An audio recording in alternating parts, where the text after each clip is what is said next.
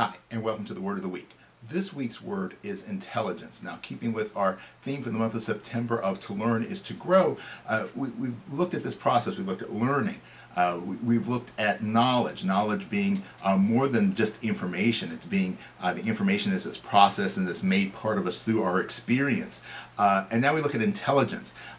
Intelligence, according to Webster's, one of the definitions is the ability to learn or understand or to deal with new or trying situations. So this is where intelligence is so important. See, it's not just the facts. It's not just having a lot of knowledge.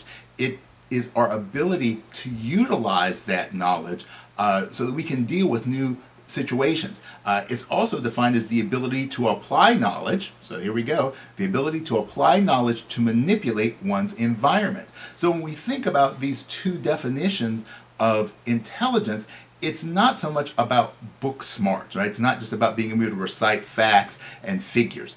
It's our ability to utilize that knowledge to manipulate our environment. In other words, to use what we know to change what's around us or to utilize the resources that are around us in order for us to achieve the desired goal that we have. Now, whether that goal is taking a test, whether that goal is becoming a doctor or a lawyer, that goal is, say, as a martial artist, to win a fight, to win a competition. Right? It takes intelligence. You can have an intelligent fighter, you can have an intelligent doctor.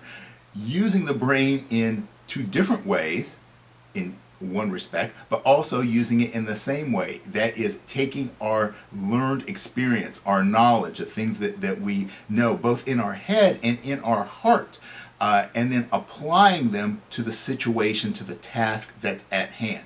That is the functional use of our intelligence. Now, just because someone is really learned, very knowledgeable, knows a lot of things, lots of facts and figures, it doesn't necessarily mean that they are completely intelligent person, right? I remember there's a phrase we used to use a lot back in the old days, that someone is book smart and common sense dumb.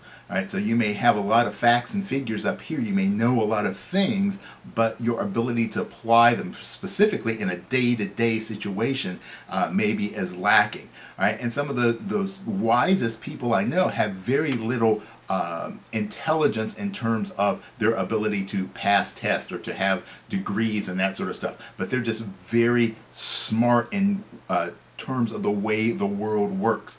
So they're both types of intelligence. And what we want to try and do, especially as I love to talk about yin yang sort of thing, is having the intelligence up here, right? The book smarts, right? The learning as much as you can, gaining as much knowledge, and then having the common sense, the heart knowledge that allows us then to be able to apply that in our relationships and our workings with other people.